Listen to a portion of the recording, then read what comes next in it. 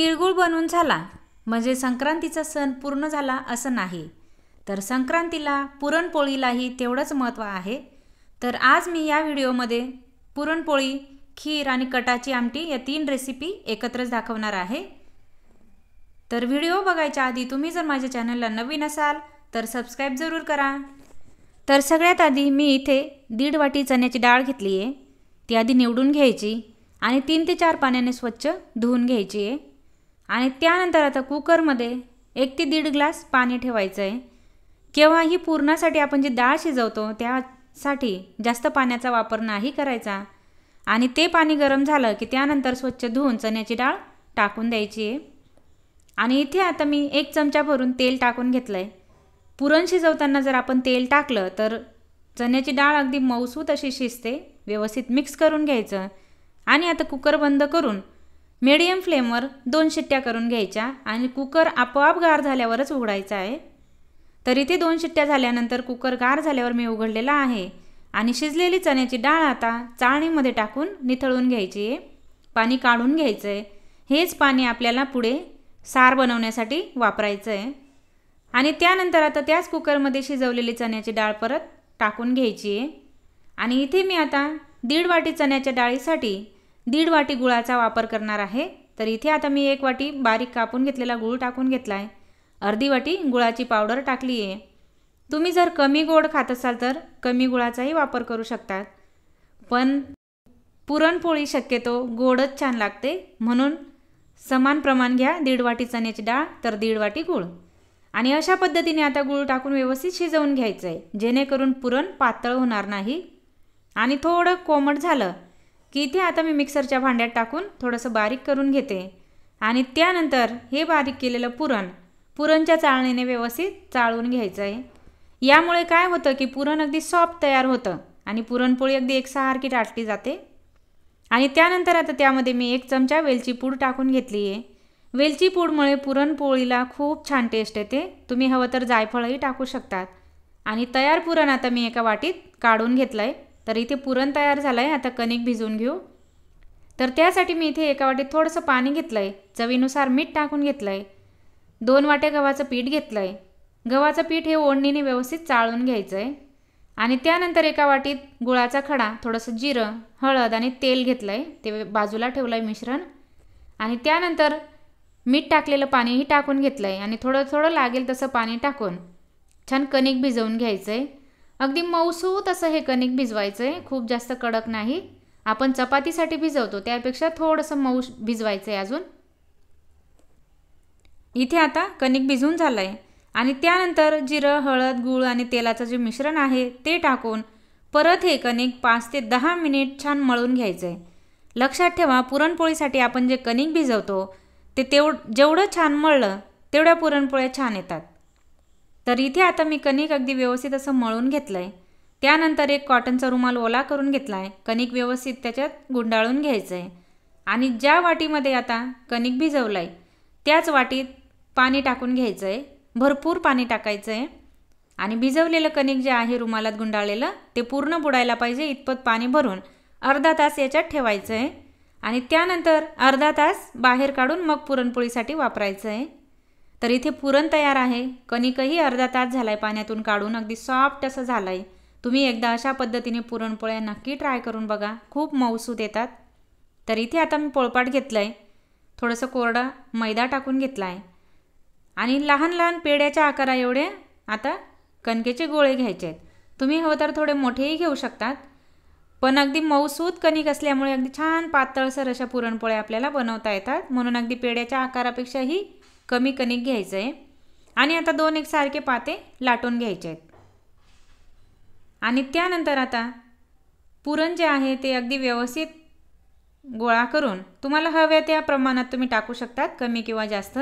इथे मी जी पुरणपोळी बनवते त्याच्यात भरपूर पुरण वापरते, त्यामुळे खायलाही पुरणपोळी छान लागते। तर कडेपर्यंत व्यवस्थित पुरण पसरवून घेतलं आहे, थोडा कोरडा मैदा टाकून घेतला आहे आणि त्यानंतर वरून परत दुसरी पारी अशा प्रकारे ठेवून कडा व्यवस्थित बंद करून घेतल्या आहेत। अशा पद्धतीने तुम्ही कडा अगदी व्यवस्थित बंद करू शकतात हातावर घेऊन। यामुळे काय होतं की पुरणही अगदी छान पसरतं आणि पुरणपोळीला काठही येत नाही खाताना।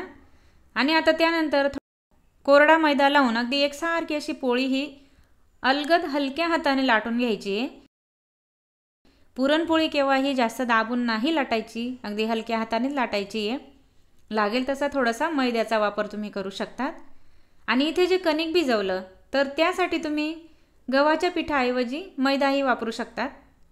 तर इथे तुम्ही बघू शकतात अगदी एकसारखी अशी पुरणपोळी लाटून घेतली आहे, कुठेही फुटलेली नाही।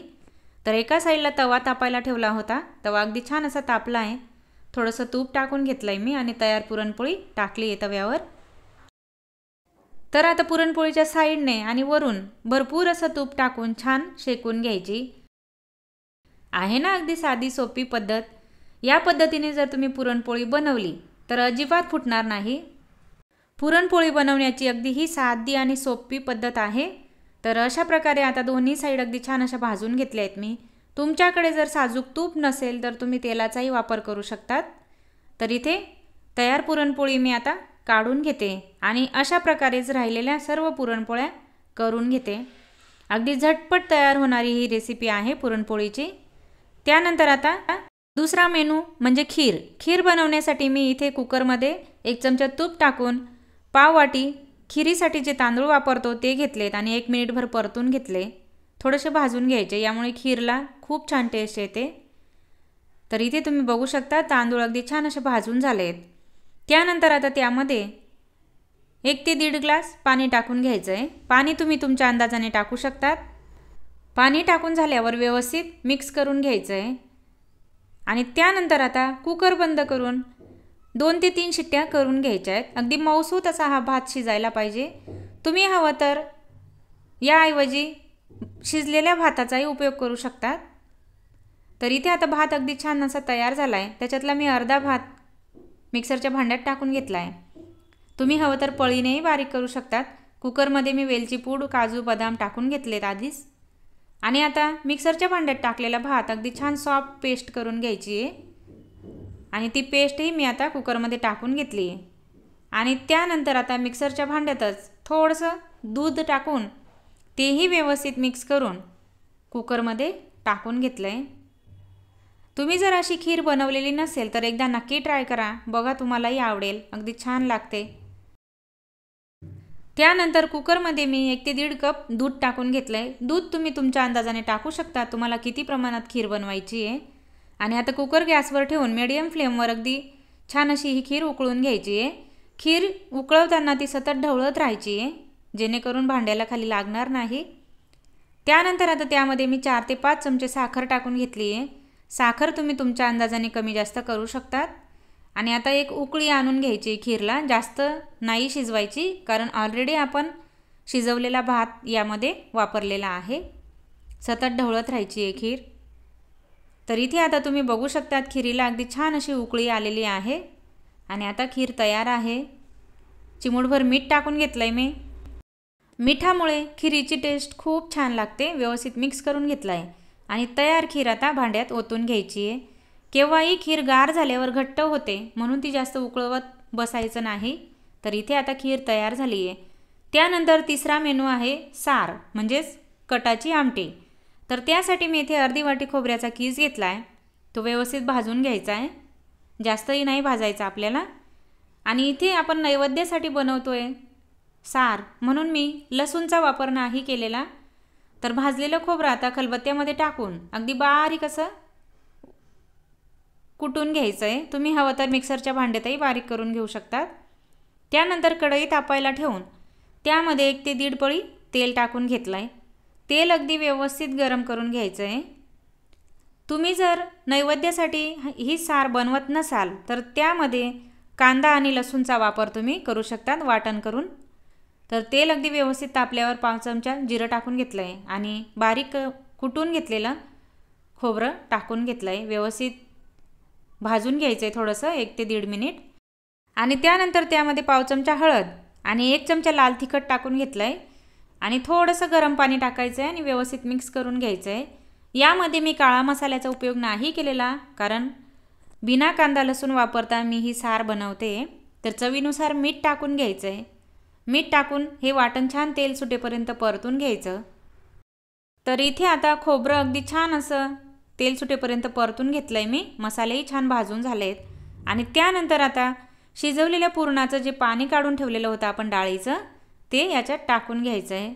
तुम्हाला जर जास्त घट्टसर सार बनवायची असेल तर आपण जेव्हा पुरणासाठी डाळ शिजवली तेव्हा ती गूळ टाकायच्या आधी थोडीशी काढून घ्यायची एका वाटीत आणि या स्टेजला थोडीशी बारीक करून ती याच्यात टाकून घ्यायची आहे. तर लो टू मिडियम फ्लेमवर ही सार आता अगदी छान अशी उकळून घ्यायची आहे. आणि केव्हाही सार जेवढी छान उकळवली तेवढी तिची टेस्ट खूप छान लागते. तर इथे 5 ते 7 मिनिट सार छान उकळलेली आहे. थोडीशी कोथिंबीर बारीक कापून मी टाकून घेतली आहे आणि परत 2 ते 3 मिनिट सार उकळून घेतली आहे. तर अशा प्रकारे अगदी छान चमचमीत आणि झणझणीत तर्रीदार सारही तयार झाली आहे. तर मकर संक्रांतीसाठी पुरणपोळी, खीर आणि सार हे तीनही पदार्थ मी या एकाच व्हिडिओत बनवून दाखवलेत. तुम्हाला जर व्हिडिओ आवडला असेल तर तुमच्या मित्रमैत्रिणींसोबत आणि नातेवाईकांसोबत जरूर शेअर करा.